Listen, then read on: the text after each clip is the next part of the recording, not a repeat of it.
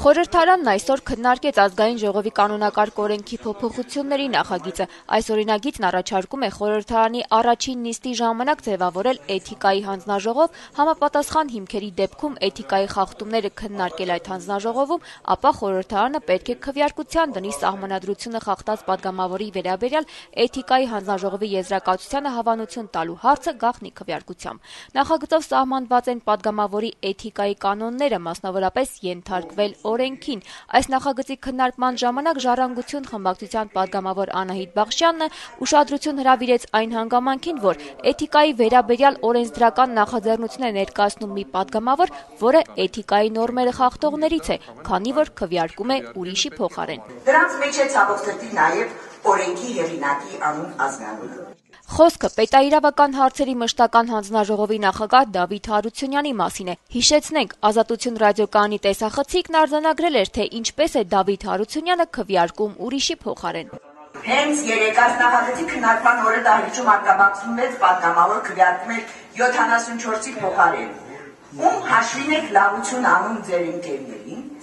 իհարկե ազգային ժողովի հեղինակության, իսկ ավելի ճիշտ պետության հեղինակությունը ստորադասվում է կեղծ ընկերական շահերին եւ ուզում եք նախագահին ցույց տալ, թե որքան արդյունավետ եք աշխատում, եթե իհարկե ինքը չգիտի։ Ճիշտ չէ, բարոյագիտության դասեր կարդալ այս ամբիոնից, օրենքի քննարկման ընթացքում կարելի է իրավական տեսանկյունից առաջարկություններ անել, քաղաքական գնահատական տալ, բայց ոչ բարոյագիտություն։ Ավելին ես կարծում եմ, որ բազմիցս օգտվել առիթից ամբիոնի եւ փորձել վիրավորել գործընկերներին նրանց հաշվելը նշելով որպես գլուխներով հաշվել, սա եւս լավ հիմք չէ այն ելույթների համար բարոյագիտական, որ հնչում են այս ամբիոնից։ Իշխող կոալիցիայի պատգամավորներն այսօր էթիկայի հարցի քննարկումից րոպեներ անց կրկին քվեարկեցին ուրիշի փոխարեն։ Այսօր ուրիշի փոխարեն քվեարկեցին Արա Բաբլոյանը, Համլետ Հարությունյանը, երեկ էլ ուրիշի փոխարեն քվեարկել էին Իշխան Խաչատրյանը, Համլետ Զաքարյանը եւ Արա Բաբլոյանը։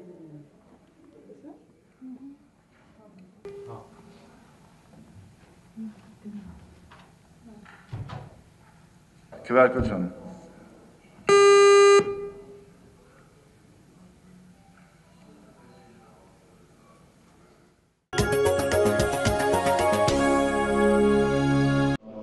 Հանրապետական կուսակցության համամասնական ցուցակում հայտնի բիզնեսմեններ չեն լինելու։ Ազգային ժողովում կայացած ճեպած զրույցում այսօր հայտարարեց Հայաստանի վարչապետ Տիգրան Սարգսյանը։ Այդ անձինք մեր ցուցակում չեն լինելու, ովքեր զբաղվում են բիզնեսով։ Հայտնի բիզնեսմեններ մեր ցուցակում այլևս չեն լինելու։ Եվ այդ քաղաքական դիրքորոշումը հանրապետության նախագահ հստակ հայտնել է։ Իսկ մեծամասնականով։ Ես կարծում եմ այսօրվա դրությամբ դեռևս վաղաժամ է այդ հարցի պատասխանը տալ, քանի որ մենք դեռևս չգիտենք, որ տարածքում ով է առաջադրվելու, որովհետև դա կարող է լինել ոչ միայն հանրապետական կուսակցության ցանկությունը, այլ մեր հանրապետության քաղաքացիների ցանկությունը եւ օրենքի շրջանակներում նրանք կարող են առաջադրվել։ Իսկ ինչ երեսով է հանրապետականը գնում ընտրության այսօրվա աղքատության, գնաճի տեմպերի, տնտեսական ցածր ցուցանիշների պայմաններում եւ ինչու է այդքան վստահ, թե ինքն է առաջինը լինելու։ Այդ վստահությունը գալիս է ժողովրդից, որովհետեւ դուք ինքներդ նույնպես հետևում եք տարբեր տիպի հարցումների, թե ինչպիսի վերաբերմունք կա այս կամ այն կուսակցության նկատմամբ, իսկ մենք բաց երեսով ենք գնում դեպի ընտրություններ, որովհետև հանրապետական կուսակցությունը եղել է ազնիվ այս տարիների ընթացքում, որովհետև մենք ինքներս մշտապես խոսացել ենք մեր խնդիրների մասին, բացահայտել ենք մեր խնդիրները, ոչինչ չենք թաքցրել մեր ժողովրդից եւ մեր բացողումները եւ մեր հաջողությունները եղել են ձեր խստագույն հսկողության ներքո։ Ճգնաժամը ստեղծեց բացասական ֆոն եւ խթանեց արտագաղթը, իսկ ճգնաժամի հաղթարումը սկսեց նվազեցնել արտագաղթի տեմպը։ Առաջի պատճառը, որը նշում են մեր քաղաքացիները, որ լքում են հայրենիքը, դա աշխատատեղերի խնդիրն է եւ դա նշանակում է, որ արտագաղթի դեմ պայքարի ամենաարդյունավետ ձևը դա պետական այնպիսի ծրագրերի մշակումն է իրականացում, որոնք պետք է նպաստեն նոր աշխատատեղերի ստեղծումը։ Ռուսաստանում մարտին սպասվող նախագահական ընտրությունների մասին Տիգրան Սարգսյանն ուզում է, որ Ռուսաստանի նախագահ դառնա Վլադիմիր Պուտինը։ Կարծում է, դա բխում է նաև Հայաստանի շահերից։ Մենք շահագրգռված ենք, որպեսզի Ռուսաստանում լինի կայունություն եւ լինի կայուն զարգացում։ Այսօր Ռուսաստանում կայուն զարգացում ապահովող ուժը հենց Պուտինն է եւ նրա կողմից ղեկավարվող կուսակցությունը։ Էկոնոմիկայի նախարարության եւ Համաշխարհային բանկի խմբի անդամ IFC-ի միջազգային ֆինանսական կորպորացիայի միջև ստորագրված պայմանագրով նախատեսվում է 1.9 միլիոն դոլար դրամաշնորհի տրամադրում։ IFC-ի տրամադրած գումարը էկոնոմիկայի նախարար Տիգրան Դավթյանի խոսքով նախատեսվում է ներդրումային եւ գործարար միջավայրի բարելավման ուղղված աշխատանքներ իրականացնելու համար։ Այս համաձայնագրի շրջանակներում նախատեսված են 4 ուղղություններ։ Առաջինը դա հարկային վարչարարության բարեփոխումներն են, երկրորդը դա արտահանման եւ ներմուծման գործընթացների աջակցությունն է, երրորդը դա տեսչական բարեփոխումներն են եւ չորրորդը որակի եւ սննդի անվտանգության խնդիրներն են։ Ըստ Դավթյանի, IFC-ի տրամադրած գումարը օգտագործվելու է տեխնիկական աջակցության նպատակով։ Օրենսդրության փոփոխությունն է, իրանց մասնագետների մասնակցությունն է, տեխնիկական վերազինումն է համակարգերի, ստուգման համակարգերի ներդրումն է, մեր մասնագետների վերապատրաստումն է նաև դրա մեջ մտնում։ IFC-ն մի քանի տարի է ինչ համագործակցում է Հայաստանի կառավարության հետ եւ նախկինում իրականացրել է մեկնարկային բիզնեսը խթանող հարկային եւ մաքսային դաշտի բարեփոխումներին առնչվող ծրագրեր։ Կորպորացիան հանդիսանում է նաեւ անմիջական ներդրող հայաստանյան բանկային եւ ընդերքի ոլորտում։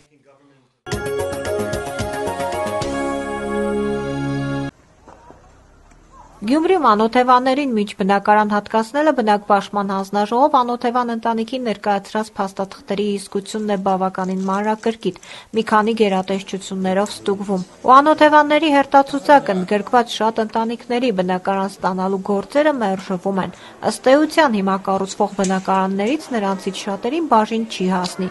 Բնակպաշտպան հերթական նիստին հրավիրված 35 ընտանիքների հրավիրել էին, որ ասեին, թե իրենց բնակարան չի հասնում, գործերը մերժված են։ Այդ լուրն անձամբ քաղաքաշինության նախարար Վարդան Վարդանյանն էր հայտնում բնակարանի շահառուչը ճանաչված ընտանիքին։ Ուրեմն մենք հիմա բնակարան ենք հատկացնում, մեր աղետի հետևանքով բնակարան կորցրած ընտանիքներ։ Դուք աղետի հետևանքով ախր չի քանդվել, ինչի մասը դուք եք քանդել ձեր բնակարանը պայմանագիր ունեք կնքած։ Գնացեք տվեք դատարան ձեր իրավունքները պաշտպանեք։ Բա ինչ ասում դատարան։ Ֆինանսում։ Ինչ ֆինանս։ Էներգոնախարարությունը հանձնել է մեջ քաղաքապետարանին։ Եվ այս ծրագրի շրջանակներում ձեզ չեմ կարող օգնել։ Ես ոչ միտեղ գրանցում չունեմ։ Վալի ջան, դա ձեր համայնքի ղեկավարի խնդիրն է։ Համայնքը ո՞րն է։ Քաղաքապետարանը։ Ես եմ ունենալ սովորությունից հերթագրվի։ Հերթագրվի, լավ է սարել։ Հիմա այս ծրագրում չեն կարող, հետո հաջորդ ծրագիրը նկատի կունենանք։ Դուք, չգիտեմ, հետմահու չէ, ավելի շուտ, դուք աղետի հետևանքով բնակարան չեք կորցրել։ Ուրեմն կարինեին մենք մերժում ենք, որովհետև ինքը հանրապետության քաղաքացի չի։ Նրա կուներ Ռուսաստանի հաշվառված, ինքը ժառանգ։ Ինչպես? Ժառանգ։ Ուրեմն ամուսիններով հանդիսանում են Ռուսաստանի քաղաքացի։ Մենք մինչև Գյումրի քաղաքի մշտական բնակիչների բնակարանային խնդիրները չլուծենք ունի երեխեքով 3 հատ երեխա։ Ուրեմն ծնողները չեն մնալու դե եւ աղջիկներ 2006 թվականին հաշվառումից դուրս է եկել։ Ես վերջացրեցի, խնդրում եմ հիմնականում մերժվածները այն շահառուներն են, որոնք որ հանրապետության քաղաքացիներ չեն, եւ հիմնականում որ այս տարիների ընթացքում բնակարաններ են ձեռք բերել կամ ստացել եւ վաճառել, միտումնավոր իրենց բնակարանային պայմանները վատթարացրել։ Ես կարծում եմ, որ հաջորդ երկու նիստերին էլ նմանատիպ ուրեմն խնդիր կունենանք, որ շահառուն իմանա ինչի համար մերժվել եւ եթե համաձայն չլինի հանձնաժողովի որոշման հետ, կարող է դիմել դատարան։ Փաստորեն ասում եք բնակարան ստացել են, պայմանները բարելավել են եւ կրկին ցուցակ դա ոնց էր, ասենք, հնարավոր, ով է թերացել այդ դեպքում, որ կառույց է։ Ով որ ցուցակը ներկայացրել է հանձնաժողովին։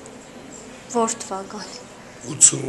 2008 թվականից։ Նման մոտ քանի ընտանիք կա, որ բնակարան ստացած է եղել, բայց ցուցակներում է։ Ես հիմա չեմ ուզում այդ թվերը բարձրաձայնել,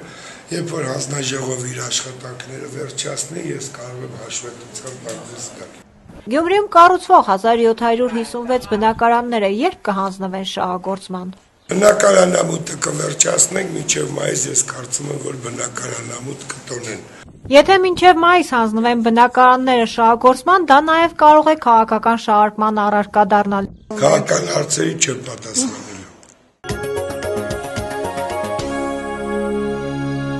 Ցյունը իր հետ բերում է ինչպես հաճելի զգացողություններ, այնպես էլ տհաճ անհարմարություններ։ Միջինից բարձր տարիքի մարդկանց մի մասին ձյանգալն ընդհանրապես չի ուրախացրել։ Չէ։ Իսկ ցրտահարություններ եթե մնացել է կամ կոտրվածների առիթ դարձել է։ Չէ, ես չեմ ունեցել։ Իսկ ջրերը սառել են։ Ջրերը դե սեփական տունա լինում, մեր մոտ սեփական տունա լինում, որ սառում է։ Ի տարբերություն մեծահասակների, ձյունը ուրախացրել է երիտասարդներին։ Խաղացել եք, չէ՞ պատրաստվում եք արդեն։ Չէ, պատրաստվում ենք։ Դե հա մեկ եթե սենց լավ գալիս է, խաղում ենք։ Իսկ սոտ տվել ես, հեճնկել ես, վնասված ստացել ես։ Դե այսօր հանգած կամ։ Դե իմ համար ավելի լավ է, էլի որ մաքրում փողոցը։ Քաղաքապետարանից հավաստիացնում են, որ աղցանող եւ մաքրող մեքենաները ձյան տեղումների սկսվելուն պես իրականացնում են աշխատանքներ, սակայն այսօր նույնիսկ կենտրոնական փողոցների մայթերը մաքրվել են կեսօրից հետո։ Մեր համաքաղաքացիները նշում են, որ սառած ու կենտրոնից դուրս չմաքրված անանցանելի մայթերը հաճախ վնասվածքների պատճառ են դառնում։ Դե հա, բացապես որ չեն մաքրում, մետի լավ չի, սառում են, մարդիկ սոտ են տալի, ավելի լավ կներ, որ մարդիկ մաքրեին, աղցանեին, պետք է բոլորը տան առջև, հայատներում, բակերում, փողոցներում մաքրեն, համ ավտովթարներ քիչ կլինի, համ մարդիկ քիչ կլինեն, դե իհարկե խաղալու համար լավ է, բայց հետևանքները լավ չի լինում։ Ամենուր դժվարությամբ գալիս են, գործի դնում են։ Դե առավոտյան ինչքան մաքրում էին, լավ էր, բայց հետո այդ աշխատանքները կիսատ են մնում, ձյունը սառում է եւ մարդիկ սահում են։ Ես կողմ եմ, որ մաքրեն։ Ճանապարհներից չեք դժգոհում, մաքրել են, նորմալ է։ Զառիվ նորմալ։ Հայաստանի հիդրոթերապևտաբանության կենտրոնի պետ Զարուհի Պետրոսյանի փոխանցմամբ մինչև փետրվարի 12-ը սպասվում է տեղումներ։ Երեկոյան ժամերից դարձյալ սպասվում է թույլ տեղումներ, բայց կլինեն թույլ տեղումները եւ առաջիկա գիշերը մինչեւ վաղը կեսօրին, այնուհետեւ ավելի առատ ձյուն։ Ձյան ծածկույթի բարձրությունը կբարձրանա հանրապետությունում համապատասխանաբար եւս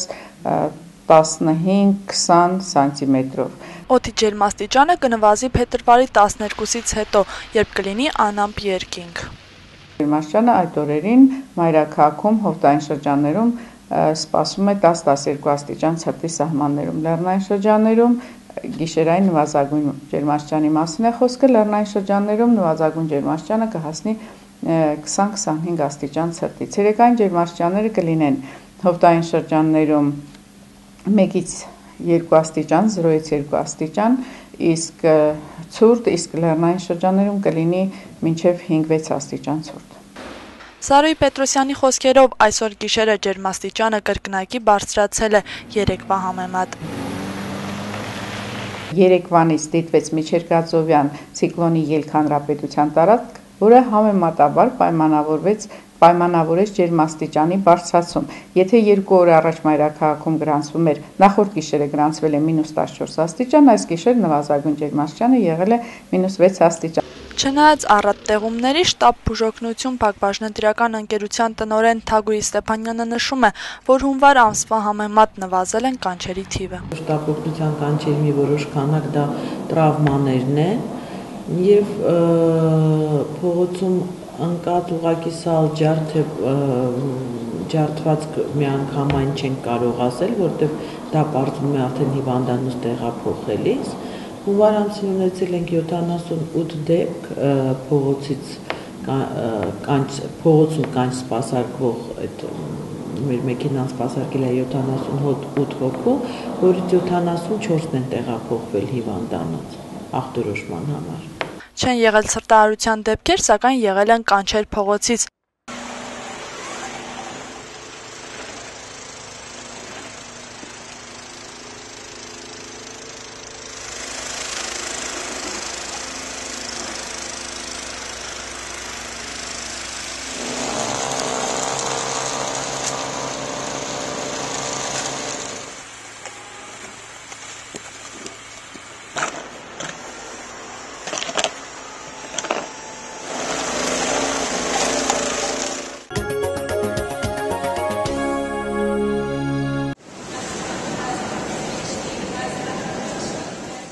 Սեդա Խաչատրյանն արդեն 8 տարի է զբաղվում է սինխրոնլողով, նշում է սպորտաձևը բարդ է եւ արդյունքի հասնելու համար հարկավոր է երկարատև ու տքնաջան պարապել։ Սպորտում Սեդան լուրջ հաջողություններ գրանցել է 2011-ին։ Սամարայում մասնակցել եմ Պրինցեսը Վոլգի միջազգային մրցույթին, ես զբաղեցրել եմ 2-րդ տեղը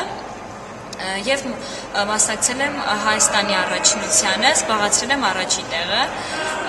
Շատ եմ սիրում այս սպորտաձևը, շատ հետաքրքիր է, որ սկսում ես խորանալ, բարդ է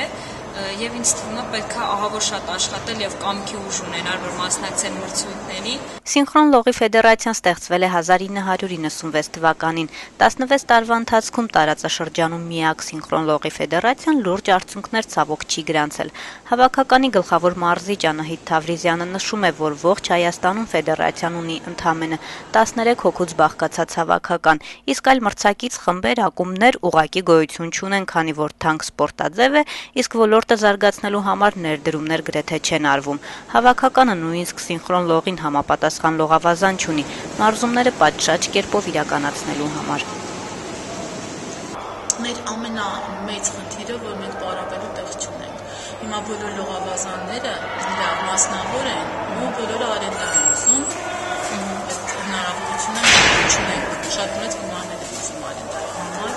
իսկ պոլիտեխնիկի լողավազանը մեր նախկին ռեկտորը թույլ էր տալիս, անվճար պարապում ենք, բայց այսօրվա ռեկտորը մեզ նայից նորից արենդա է ուզում, ճիշտ ամեց չափի չի, բայց նորից էլի մենք խնդրի առաջ եք ինչ-որ կանգնած, ասենք դու էլ զուգալով վրան պարում են, 3 րոպե է տևում, 3.5 րոպե, այդ ամբողջ ծրագիրը, իրանք ամբողջ լողավազանի հետ շարազատող պետք է լողանը ցույց տան, որ իրանք լողալով կարող են այդ վարժությունը անել, որ բարել չեն մեջ։ Իսկ մենք պարում ենք մենակ մի տեղում կանից, որտեղ տեղ չունենք, լողալով։ Այս սպորտաձևում լուրջ հաջողություններ գրանցելու համար մարզիկներից պահանջվում են ամենօրյա 6-ից 8 ժամյա մարզումներ։ Թավրիզյանը նույնիսկ հիշում է, երբ ինքն էր մարզիկ, պարապում էին օրը 2 անգամ եւ ամենակիչը 6 ժամ լինում էին ջրում։ Մեր մարզիկները շաբաթը 4 անգամ են պարապում, ժամ կեսից 2 ժամ են ջրում մարզվում եւ զալ պայմաններ չունենք դալիճում պարապելու։ Ինքը այնքան գեղեցիկ, ավելի ասենք պետք է այդ ցանկությունը ունենան, էլի մեր պետական այդանները, որ լինի այդ մարզաձևը, որտեղ մեզ էլ է պատիվ բերում դա։ Ես հավաքականի գլխավոր մարզիչն եմ, իմ երեխաները սպորտի վարպետներ եմ տվել, մասնակցում են Եվրոպա աշխարհ մեծ մրցույթների, ու ես ստանում եմ ամիսը 42,000 Թավրիզյանը մեծ ցավ է ապրում, նշում է, որ երեխաները լավն են ու փայլուն հավաքական կարող էին ունենալ, եթե մի քիչ ուշադրություն ցուցաբերվեր այս սպորտաձևին, սակայն չեն հուսահատվում, քանի որ սպորտի նախարարությունից իրենց տեղեկացրել են, որ մշակվում է ծրագիր 2013 թվականից ֆեդերացիայի ֆինանսավորումն ավելացնելու համար։ Պետք է գեղեցկացնենք մեր ազգը, մենք այդ խնդիրը ունենք, դա պետք է անենց մարզաձևեր զարգացնել, որ ավելի գեղեցկանանք, նամանավանդ աղջիկները։ Մենք ունենք այդ խնդիրը, ճիշտ է, հիմա ոնց որ մի քիչ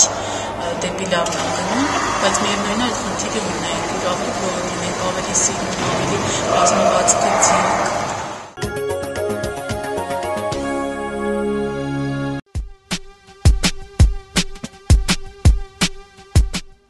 Այս տարի հունվարի 19-ից 23-ը Բուլղարիայի Սոֆիա քաղաքում Հայաստանն առաջին անգամ մասնակցեց Միսիս տատիկներ տիեզերք մրցույթին։ 3 զավակների մայր ու 2 թոռնիկների տատիկ Լոռու մարզի բնակչուհի Լուիզա Ծատուրյան Աղաջանյանը ստացավ առաջին կարգի մրցանակ։ Լուիզա Ծատուրյանը հաղթող է ճանաչվել 36-ից 55 տարեկանների խմբում։ 300 մասնակիցներ են եղել, ընտրական փուլը անցել էին 25 ներկայացուցիչներ, իսկ վերջնական եզրափակիչ փուլ 15 երկրների ներկայացուցիչներ։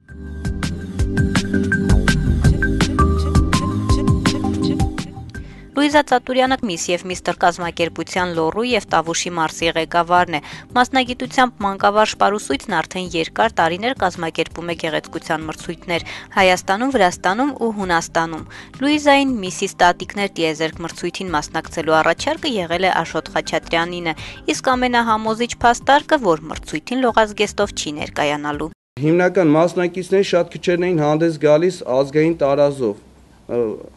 Առաջիններից մեկը Լուիզան եւ Լատվիայի ներկայացուցիչն են հիմնականում, որ ազգային տարազ էին ներկայացնում եւ Բուլղարիան։ Երկրորդ փուլը դա խոհարարական եւ միսից տաղանդ, քանի որ մեր Լուիզան շատ փայլուն պարում է, շատ արտակարգ պարում, ինքն էր բեմադրություն դրել, եւ երրորդ փուլը դա երեկոյան զգեստն էր։ Եվ նորից արդեն մոդելավորումը հագուստ տեղինակը Լուիզան էր։ Մրցույթի մասնակիցներին ու կանոններին ծանոթանալուց հետո մեր հայ տատիկը վստահ էր, որ հաղթելու է, քանի որ պարն իր մասնագիտությունն է եւ այնտեղ մրցակից չէր տեսնում, հայկական տոլմայի ու սպասի համով զարմացնելու էր ժյուրիին, քանի որ խոհանոցին լավ է տիրապետում ու համեղ է պատրաստում, իսկ իր մոդելավորած հագուստի գեղեցկության մեջ կասկածներ չուներ։ Բոլոր մասնակիցներին թվում է, թե իրենք պետք է հաղթեն, բայց ես 3 փուլերում էլ հաստատ համոզված էի, որ անպայման հաղթանակը իմ կողմը կլինի։ Եվ ազնվորեն տրվեց այդ հաղթանակը։